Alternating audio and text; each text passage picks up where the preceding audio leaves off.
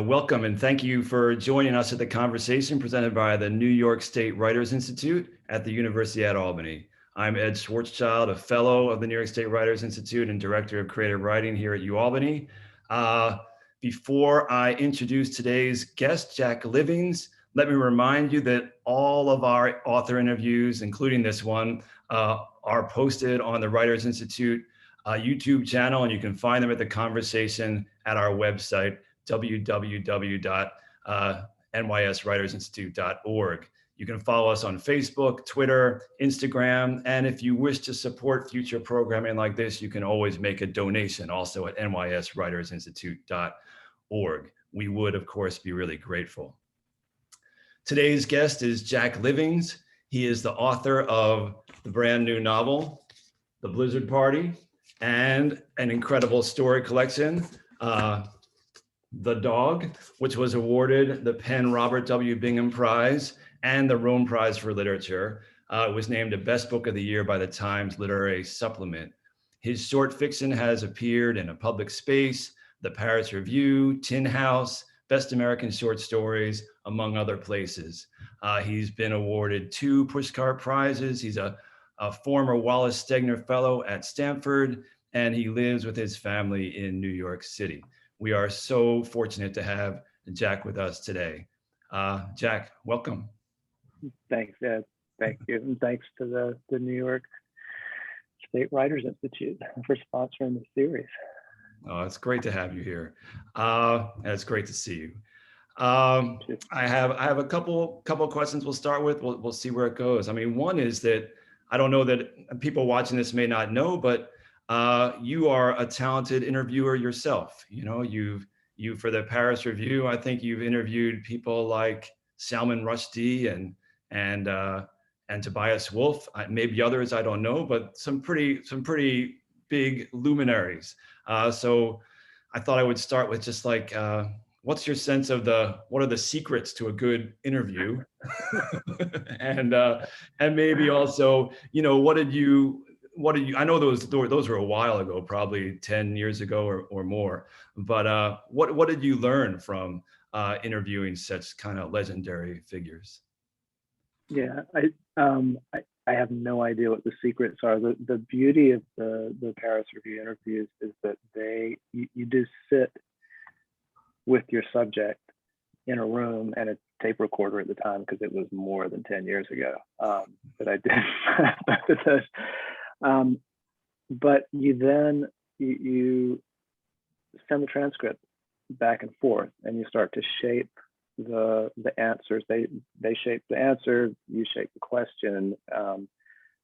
My goal was to make myself as invisible on the page as possible, because I had read, by the time I did this, I mean, hundreds and hundreds and hundreds of Paris Review interviews. I mean, just from my own, I mean, that is a massive resource for anybody who wants to know how to write.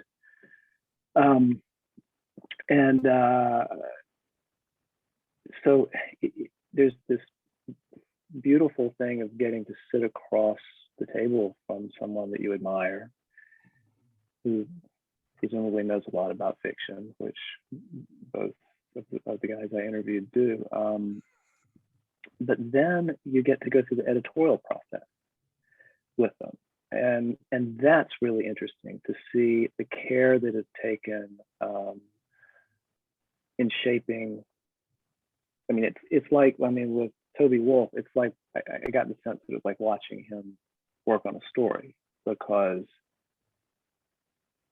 draft after draft after draft after draft. And at one point, I remember I wrote him back with I put in all his changes, and I wrote him back with the changes and said, I think this is it, Toby. I think we got it. And he wrote me back, and he said, it could be good.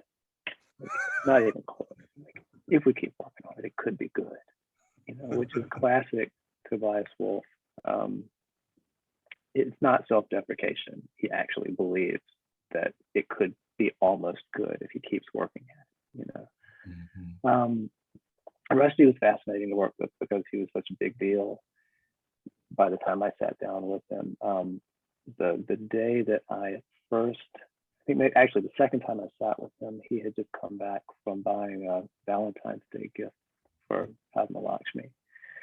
So that was that sort of set the tone. But he was, what's really interesting about Rusty to me, having been in a room with him just briefly, like for a total of maybe 5 hours, is how gentle and almost nerdy he was. And, you know, we were talking about Tolkien and Elvish and how he had learned how to speak Elvish, and, you know, all of this stuff. I was like, my God, you're a huge dork. Like, I mean, it was like my brother, like we are here together.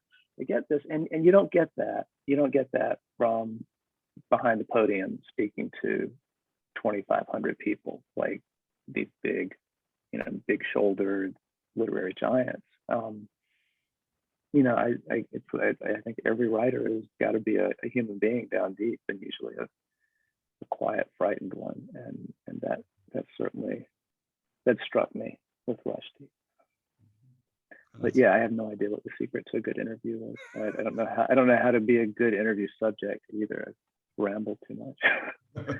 No, not at all. This is such a pleasure.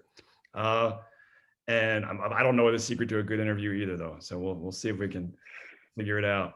But I mean, so those were, I guess, around what, 2005, 2006. I don't know those interviews. I mean, I've looked at them. I just don't remember exactly the dates. That sounds about right. Yeah. So for you at that moment in your life, you were a writer already. You had won fellowships and you were publishing stories, but it was before your first book. And I guess the next question I want to ask is kind of to place that on the timeline, or to ask about, you know, your path to becoming a writer. You know, so these interviews are somewhere, you know, in a well advanced part of that path. But where did you get the idea to become a writer? How did you give yourself permission to be a writer? Were there mentors along the way, inspirations? Were there people that seemed to guide you somehow, teachers or parents or uncles or aunts? You know, how did that path open up to you going way back? Yeah, I mean, we would be here all day if I named all the people who helped me along the way, but you know, notably for me, when I grew up in a little town in South Carolina. My mom was really well read. My mom's family, who I grew up with, I mean, folks read books, but I didn't know any writers, and it was all very mysterious to me. And I went to an interview for a summer program that they have in South Carolina called the Governor's School for the Arts. And I was going to try to get in for creative writing because my English teacher had thought this kid might have a shot at this. Mm-hmm. And in the interview, someone was giving out pieces of like Xerox pages that had contemporary writers' names on them. That was it. It was like a list of 25 or 50 people. And I think they might have been in alphabetical order, because for the next 2 or 3 years, all I read was Rick Bass and Ray Carver. I don't know who the A would have been, but, you know, like I never got to Alice Munro. She was too far down, but so I was 14 years old, and Rick Bass I kind of got. Carver completely blew my mind and gave me the idea, because I was so confused at the end of all of the stories. I just didn't have the emotional equipment to translate what he was doing. I believed that stories were supposed to be really obscure and confusing, especially at the end. So I started writing, you know, these horror, and that went on for years and years and years. Like that went on until I was in college. And, you know, I mean, I always wanted to be a writer. I pulled one stunt one summer where I came back from some camp and told my mom I wanted to go to law school, and she got mad at me and said, "No, you can't do that. You have to be a writer." And this is a woman who spent her life in the arts and had also simultaneously only ever told me not to go into the arts because you don't make any money. So she was, but that was my only hitch. But I got to college and had terrific writers and visiting writers come to Davidson, where I was a student. Stephen Sandy, who was a poet, he used to teach at Bennington. He's passed away. Pinckney Benedict taught me short fiction my senior year, and that was astonishing because he had been to Iowa, but even before I think he got into Iowa, he had published a book of short stories. He had studied with Joyce Carol Oates, and he was like, I remember before the semester before he came, just reading his work over and over and over again, and just being like, there's this God coming to campus. And the thing was, like, none of the writers I ever met when I was younger were godlike. They were all very, very generous and kind and gentle and so willing to help. And it struck me as weird. I don't know why I would have thought it would have been otherwise. But, you know, and that sort of pitched me forward into graduate school, and I had great teachers at Iowa and Stanford where we were in workshop together. And in that way, I mean, you were a great teacher, as were we all for each other. I mean, that's how a good workshop functions. And I think that's one of the great things about being lucky enough to sit in a room with other people who care deeply about fiction. I mean, it can get very contentious, and people can, you know, have strong emotions, and it can be painful. But I had the. It's funny. I feel like you graduate out of your youth into adulthood, and if you're lucky, you don't know that most things that are going on in the adult world don't matter that much to people. Like, people don't care that much about their jobs. They, like, the focus is somewhere else. The heart is somewhere else. I mean, it might be with their family, but I managed to make it all the way through, like, you know, I was almost 25 or 26 before I slammed into that wall and realized that, like, I had a really good, passionate group of people around me for the better part of 5-6 years. But never felt like I was actually a writer. I mean, I don't think those interviews, I think when I did those, I mean, I didn't feel like I was a writer then either. Like, that was after I had been through all of my graduate workshops and postgraduate workshops, and I published a couple stories here and there, and it was still like, I'm not a writer, you know. And I'm not, I don't know, I feel like now I feel like a writer because it's really the only thing I'm supposed to be doing. But I'm 47. It took me a while to get around to it. Oh man, there's so much I want to follow up on with that. I mean, yeah, first to say, I mean, you were an incredible teacher too. You know, that the gift of being at that table with you and with so many others was just like, it's hard to find the words to describe what a blessing that is, to drop into someone's life, to be able to sit there for 2 years around a table with people who are as passionate and devoted to the craft as you are, or more so. So yeah, what a phenomenal time. I want to come back to teaching and talking about that maybe a little bit later in our conversation, but I want to get to the work, you know, the work you've been doing, the novel that just came out. And I mean, in situations like this, it's often fun to talk about the transition from writing short stories to writing a novel. And we can do that. I mean, The Dog is a collection of stories and The Blizzard Party is a novel, but I feel like just the question offered in that way doesn't do justice to the actual scope of the transition that you have somehow accomplished, or it doesn't sort of get at the leap that you've made. I mean, these the stories which are incredible, and anybody who hasn't read The Dog yet needs to read The Dog. It's just a perfect collection, and those stories are set in China exclusively, is my memory, and that required a certain kind of labor and experience and imagination to accomplish. Uh, and then not only did you write a novel, but you wrote The Blizzard Party, which is this uh, capacious, enormous, beautiful vessel that seems able to contain just whole worlds. It's a Moby Dick of a novel. It's a big, gorgeous, baggy monster. I mean, whatever words you want to use to describe it. So I mean, how do you go from the dog to the Blizzard Party? I mean, one quote I saw, and then I'll stop talking for a moment. One quote I saw was when early on in an interview you did after the dog, you talked about the novel. You were already working on it, and you said, let me get the quote right.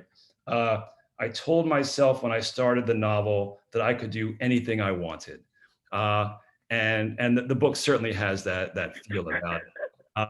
And you managed to accomplish everything you wanted. It seems to me. I mean, I don't know exactly what you wanted, but all I know is that the book just shimmers and hums and is gorgeous. Can you talk about how I mean, I know a lot of time elapsed in the course of finishing the dog and finishing the Blizzard Party. I mean, any way you want to talk about what it's been like to move from the world of the dog to the world of the Blizzard Party. Yeah, I mean, thanks for saying all those nice things about the book. It's a funny book because it's not I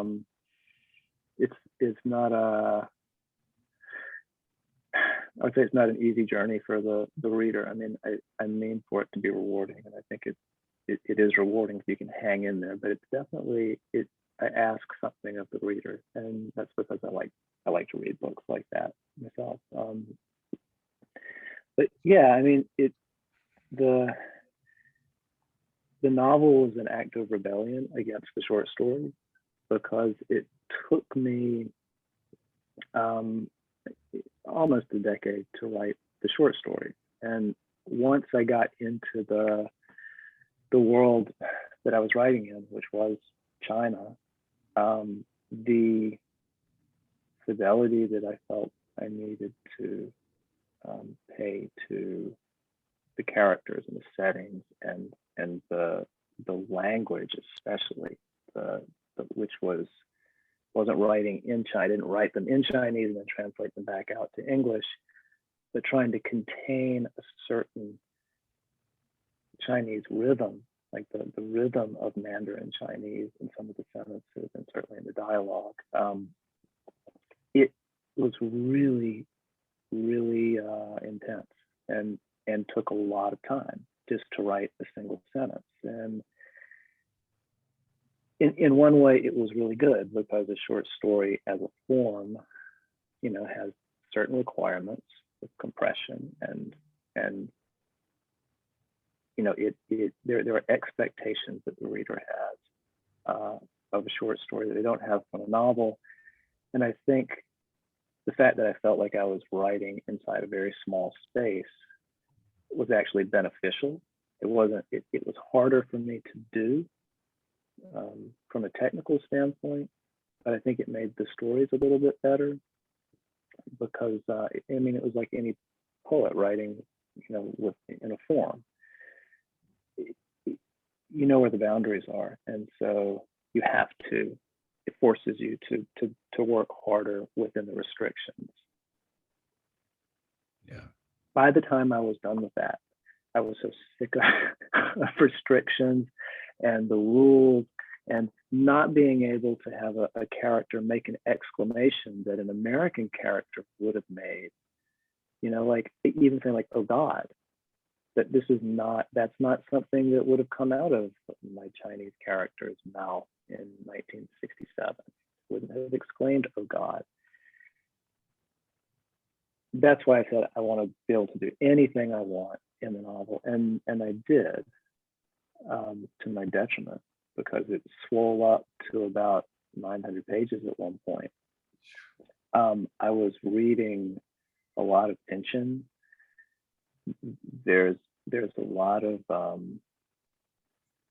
was reading a lot of baggy novels at the time, but especially Gravity's Rainbow, which is not baggy, but it's just big and complex, and gave me the horrible idea that maybe I could scrape the surface of something like that. And there was a funny there's a funny it was the second book in the 2-book contract, Right. The Blizzard Party, and that gave me a little bit of freedom to move too, because I'm not an established writer. There was no guarantee that if I took this out somewhere, anybody would have published it. But I had an editor who I trusted and who trusted me, and we worked on it a lot. We went back and forth a lot. We took it from 900 down to 700, down to 500, down to 402 or whatever it is now, over the course of about 3 years. And that was after I gave it to him and said, "Here it is, I'm done." And he gave it back to me. He said, "No, it's not." And he did that about 5 more times over the course of 3 years. But yeah, I mean, I think, I don't really know how to come at an explanation of why the book is so baggy thematically, except that my conception of New York is that it's a big, baggy monster of a place, even though it feels very, in the late 70s. It is in a different way now, but in the late 70s, which is my specific memory of the place, because I was born in New York and I lived there when I was a kid and lived here when I was a kid, and then would come back to visit my dad. When I was a little older, I have very specific memories of a city that was chaotic and filled with the bizarre, and that's, I think that drove a lot of what was going on. And it was a place, it's weird. It was a place where, in my recollection, every other word that was spoken was a curse word. Like the whole city felt so malignant in the late 70s. Like everybody was so frustrated and so scared and so angry that, like, unless you rode around in a limo, you couldn't help but just this stream of excrement coming out of your mouth all the time. And that was, I had to hedge that back a little bit, because I feel like that doesn't work so great on the page. But anyway, yeah, so it was, like I said, though, it was very much like a process of breaking free from the first book. And I've swung back a little bit. I'm working on another one now. I've swung back in the other direction. It's going to be shorter, I think, much more controlled and more focused. Just because I feel like that is a brand new thing too. Like I've not written a novel like that, so that's just as much trouble as writing a big baggy thing. I might as well try it too. Yeah, well, that's great, Jack. And again, so much to pick up on. I mean, I love the mention of Pynchon.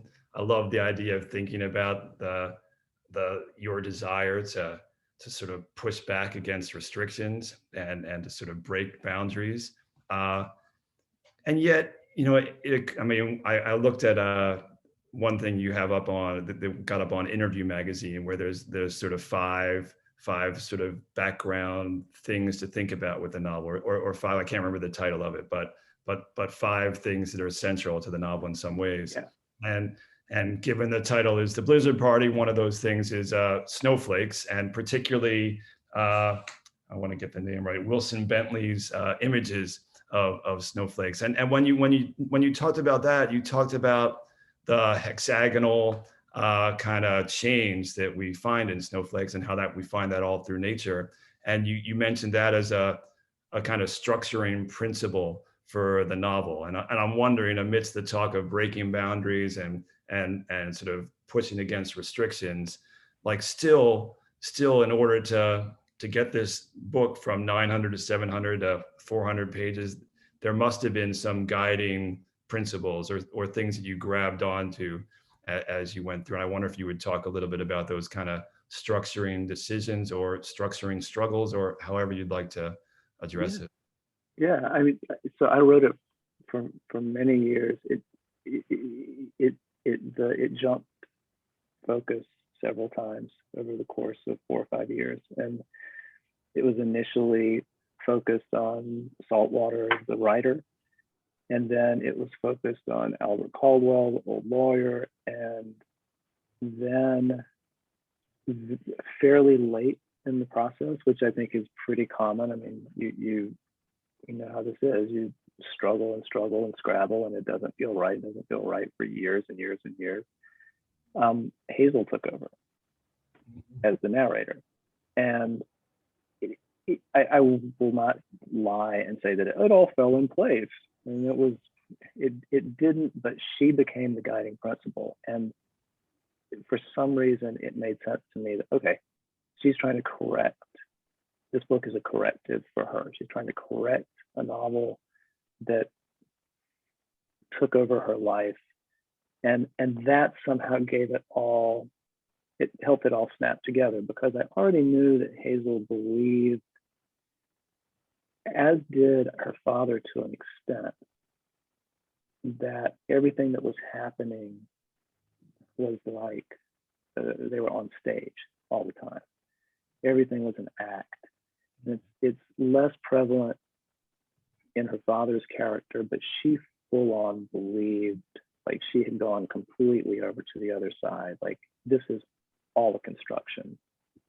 And I was also like really into watches at the time, and like trying to like figure out how to repair watches, and like without actually ever holding one in my hands, just like reading schematics and stuff, and understanding. That kind of thing, like research really gets me excited, and the language, the very specific language of any given trade, which I think you know really well from your work, is there's an electricity in that specificity that's very exciting, and it churns up fiction for me. And so that's where the idea of calling her these recreations complications came from, because inside of a watch is a complication. And once I understood that, once I had that framework on it, then I had all these characters going in these different directions, and I had the Krupp Corporation in Germany, and I had a chart that I did that traced money that had initially gone to the Nazis in World War II, all the way through the Arab Bank, which was set up by a Swiss banker, all the way through to the Bin Laden Corporation, where it was then, I mean, I was full-blown conspiracy theory. I mean, although that's not entirely a conspiracy theory. I mean, that's you can research that and connect the dots. But I was down a lot of wormholes, and the question was how to bring it all together. And then it was just, you know, making up things or cutting things back to make it all mesh like this. And if I were a better writer, there would be even more, and it would be even more tightly packed somehow, because there was so much going on. But I think being in that mindset that Hazel was in, and making her the narrator, she's a bit of a conspiracy theorist, a lot of conspiracy theorists. That gave the book its form, because the book is essentially a conspiracy theory for her life. She's saying this is how it works. And that's what conspiracy theorists do. They take everything that's on the table in front of them and figure out a way for it to make sense to them. And, you know, I was talking to someone the other day, and they were talking about the fact that every book you write is a blueprint. You know, the action in the book itself has kind of the ghost image of the process of writing it. If that makes sense. You know, it becomes a process that you go through to get that stuff on the page, inevitably influences the structure and the form and the language. And I think that's definitely true here. Yeah, you know, I'm always wary of those connections that people want to make between you know, the author and the biography of the author. And yet, I'm going to ask and feel free to tell me to, you don't want to answer the question, but, that transformation to make Hazel the sort of the big voice in the book, to make it her book. How does that connect to being the father, like raising two daughters? What and having daughters watch you write this book, and I imagine ask questions about it, or somehow wonder about the process. They don't care about it. They know it's a thing that you can prop a door open with, and um, I shouldn't say that. I think they're probably a little bit proud of the fact that the book exists, but I don't really know how to answer the question, not because it's like overly personal or anything, but I think, the voice that is in my head oftentimes is a woman's voice. That's the voice that tells the story, and it feels natural to me. And I've said this to other places, but when I was a kid, it was just me and my mom and my grandmother and her three sisters and my female cousin next door. I was raised in this umbrella matriarchy, and I grew up down south. So on Sundays, you went visiting, and I would lie on the floor and listen to my mom talk to other women for 3-4 hours at a clip. So I think there's that line that might be an explanation. I don't know if that's the actual explanation, but I think I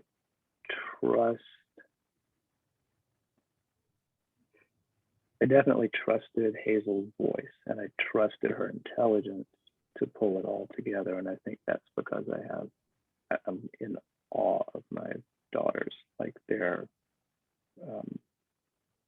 very different people, but I stay a man. I see who they are and what they're capable of, and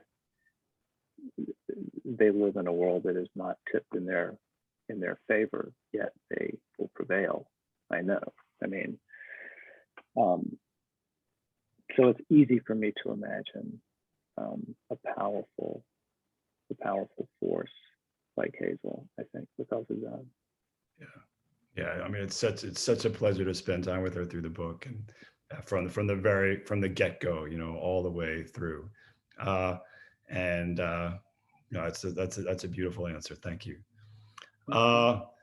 We could keep talking for a long time, but I'm going to just ask one more question, and then we have other things we need to do. But we were talking before the camera started rolling about how you're teaching at Stanford this I guess this whole year in the novel sequence there. And one thing I've thought about when talking to other writers, we often talk about how we're making ends meet, how we're creating a life that allows for a significant chunk of time to be spent alone in a room, writing and thinking about writing and all that. And for a lot of people that involves teaching. But for you, up until I guess relatively recently, you've carved out a life where you weren't teaching. You were editing. You were doing other work and writing. And I wonder if you would talk about that. I mean, was that seemed like a decision you made pretty early on? I mean, and you just, for whatever reason, you decided, okay, this is how I'm gonna make things possible. And now you're shifting in a different direction. Can you talk about that a bit? Yeah. I mean, it was purely financial. That the decision that I made when I moved back to New York from California was based on, oh my God, I have to make money somehow. And I truly, I fell backwards into a job in journalism, but not doing journalism. And I did pass up every offer to do actual journalism that was put in front of me because I didn't see any way I could write fiction and do serious journalism, because I mean, those cats work 20 hours a day. And that's got to be all you do. And the editorial side of it, I was in a weird kind of amorphous editorial business role for many, many years, that allowed me basically to have a family in New York, to be able to get home at night to see my family and not be constantly on the phone or on email, though that got increasingly worse towards the end. And I wrote mostly for years and years. I just got up really, really early in the morning, like 4 or 5 o'clock, and would write until 7 or whatever. And then it was time to get up, get the kids up, and like do all that good stuff, go to work. And yeah, I've wondered. I have a lot of friends who teach, you included, obviously, and I've wondered for a long time if I actually should have been teaching, but it didn't seem to me like a viable option financially, living in New York, and I needed to be in New York for family reasons. And now things have loosened up a little bit, so I can. The family situation has loosened up. My oldest daughter is old enough now that I don't need to be in New York where she was with her mom. So now I have the opportunity to teach, and I've only been teaching so far, say, like at Stanford, just for a term, just for one term, but it's phenomenal. It's like a little bit like being back in a workshop again. People, like my students, are great. They take it seriously. They're thinking hard about it, and also there's this thing that I didn't really have before of now, like being able to suffer collectively with them, because I'm working on something, they're working on something, we're all stuck. It's like it's complicated and difficult, and we can kind of commiserate about that a little bit. I think for many, many years I sort of thought about writing communities with a little disdain, because I wasn't in one. It was purely that. And now that I have the opportunity to be in one, I'm like, oh, thank God, like I'm loving it. So. Oh, that's great, Jack. And those students are so fortunate. They I hope they realize how fortunate they are to be sitting in that room with you, or in the virtual Zoom space. Yeah, right. Wherever they might be right now. Thank you so much for making time to join us here with the conversation. I'm sorry we have to stop now, but we'll find a way to continue our conversation. And again, people should remember that there will be links to buy the books from our local independent bookseller, The Dog, the incredible collection of stories, and the brand new novel, The Blizzard Party. So please check them out. And Jack, thank you again. Thanks, Ed. All right. Take care.